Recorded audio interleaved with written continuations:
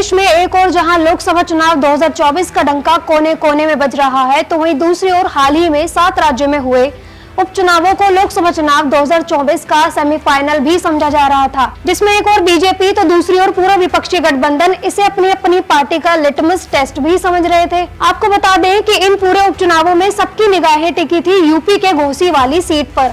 बताते चले कि यूपी में घोसी विधानसभा सीट पर हुए उपचुनाव का रिजल्ट कल बीते दिन आ चुका है, जिसमें सपा के प्रत्याशी सुधाकर सिंह ने बीजेपी के दारा सिंह चौहान को बुरी तरह शिकस्त दी है। दरअसल जैसे ही घोसी सीट पर उपचुनावों की घोषणा हुई थी, वैसे ही सपा और बीजेपी ने अपने अपने उम्मीदवारों का ऐलान कर दिया था। वहीं कांग्रेस और बहुजन समाज पार्टी की ओर से यहाँ कोई भी प्रत्याशी नहीं उतारा गया। और तो और सपा के इंडिया गठबंधन में होने से साफ था कि पूरे गठबंधन का समर्थन सपा को ही मिलेगा। लेकिन इस बीच बीएसपी ना तो एनडीए और ना ही इंडिया गठबंधन में थी। ऐसे में पार्टी ने किसी भी प्रत्याशी का समर्थन नहीं किया। इसकी वजह से सभी की निगाहें बसपा के वोट बैंक पर टिक गई थी। पहले से ही ये माना जा रहा था कि बीएसपी के मतदाता चुनावी गणित को बदल सकते हैं और तो और जातीय समीकरण के जरिए चुनाव लड़ रही सपा और बीजेपी की निगाहें बसपा के कैडर दलित वोटों पर आ टिकी थी। सपा और बीजेपी प्रत्याशी के बीच दिख रही सीधी जंग में जातियां भी दो धड़ों में बटती दिखाई दे रही थी।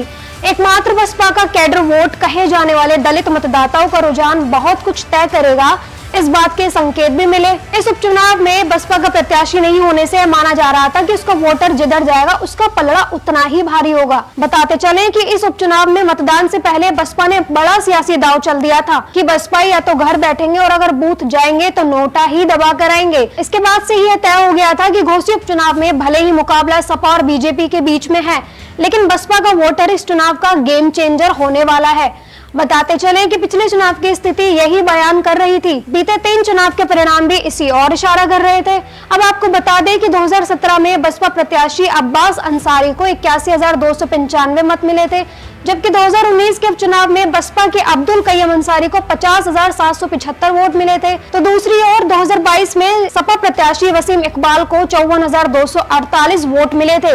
इन आंकड़ों से यही पता चल रहा था कि दलित मतदाता यहाँ जोरदार निर्णायक भूमिका में है। इससे यह भी साफ हो गया कि कहीं ना कहीं बीएसपी का वोट सपा की ओर शिफ्ट हुआ है, जिससे उनके उम्मीदवार सुधाकर सिंह को जीत मिल चुकी है। सुधाकर सिंह की जीत में बीएसपी के वोट बैंक को इस तरह भी समझा जा सकता है कि उन्हें 42,759 वोटों से जीत मिली है। वहीं पिछले 2 चुनाव में इस सीट पर बीएसपी को इससे थोड़े से ज्यादा 50 के आसपास वोट मिले थे।